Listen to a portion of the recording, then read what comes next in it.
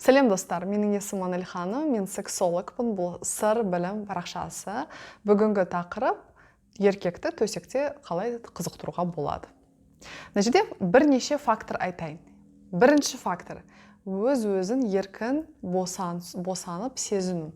Қысылмай, ұялмай, қарым-қатынасты орнату.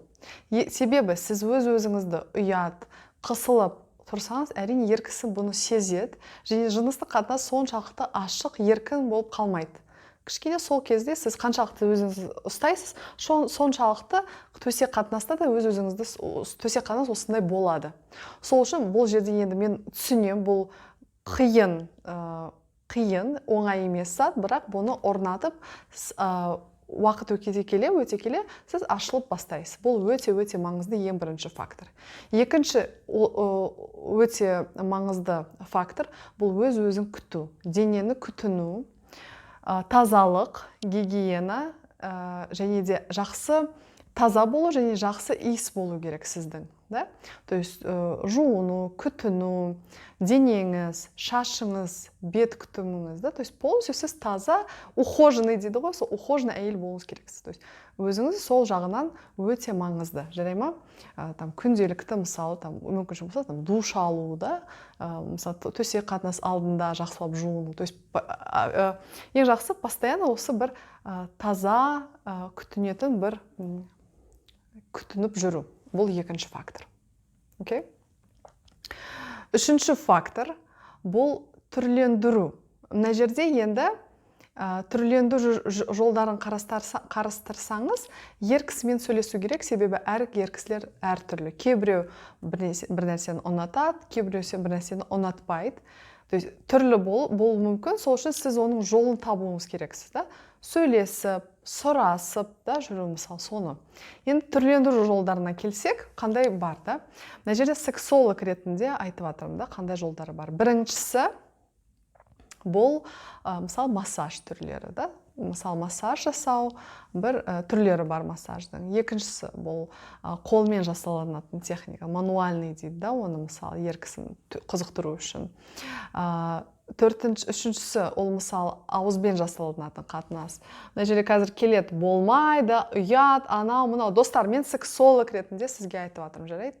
Жарай ма? Мына жерде анау мынау маған айтпаңызшы. Мен сексология тараптан сізге айтып жатырмын, мындай жолдары бар. Кім жасайды, соны жасайды. Мысалы, мен айтып жатырмын, сондай да болуы мүмкін, қызығушылықты түрлендіруші, сол қызықтыру үшін. Және де секс-шоп дүкендерде алатын ойыншықтар, түрлі нәрселер. Соны, кстати, сіз екеуіңіз де алуыңыз боласыз, қызықтыру үшін. Мынаны қарастырайық. Біріншіден сөйлесіңіз. Слушай, мынандай бар екен, саған қызық па, қызық емес па? Ол айтады, я қызық десе, о, давай қарайық, мынандай қарайық, мынаны. То есть оны уже екеуіңіз сөйлесіп қарайсыз. Қазір онлайн түрлі секс-шоп бар, мысалы. Төртінші фактор бұл киім, іш киім.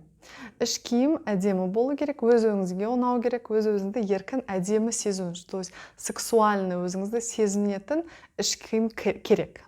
Сіз өзіңіз оны мысалы секс-шоп дүкендерде немесе іш киім дүкендерде де тауып алуға болады, арнайы. Мына жерде өзің талғамыңызбен де немесе күйеуіңізден де сұрауға болады. Мысалы, саған қандай ұнайды? Қандай түрі саған ұнайды, мысалы, Или сіз, мысалы, енді екі жол бар. Или өз-өзіңіз, немесе күйеуіңізден қайсысы ұнайды деп сұраңыз. Көресіз енді, өз күйеуіңізге қарап. Енді әркімнің күйеуі әртүрлі. Мына жерде енді ең бірінші, енді сіз өзіңізге ұнау керек. Ладно, достар, ең бірінші. Және ең соңғы фактор, бұл да бір түрлендірудің жолы, және де өзін еркін сезіну. Бұл кішкене төсекте қызығушылықта танытып, бірдеме мысалы, бұл енді ұнау керек сізге, өз-өзіңізге. Сіз өзіңізді мысалы билегенде, мысалы, кейбір әйелдер билейді, мысалы, ер кісінің алдында. Себебі ер кісі бұны ұнатады. Енді әркімге, ең бірінші қыздар, қараңыз, әйелдер, қыздар ғой енді. Қаншалықты сізге билеу ұнайды? Ладно? То есть себебі жалпы биге келсе, көп әйелдер өзін еркін сезе бастайды. Бұны да қарастырыңыз. Бұл да қызықтыру мүмкін. Ең бірінші сіз өзіңізді қалай сезетініңізді өз өзіңіз күшті сезсеңіз, онда ер кісі де соны қабылдай алады да, соны қалай айтады, чувствует дейді, сезеді соларды.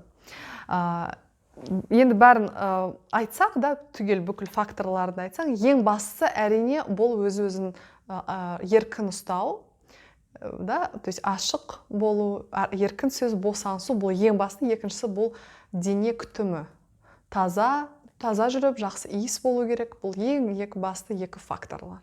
Басқа факторлар, түрлендіру жолдары, іш киім, билеу, түрлі андай қызық нәрселерді істеу, бұл енді өте жеке. Кейбіреуге түкте ұнамау мүмкін, кейбіреуде өте ұнау мүмкін. Мына жерде өте қарастыру керек. Жарай ма, достар? Ең басты факторларды айттым. Пікір қалдырыңыз, Instagram парақшама жазыңыз.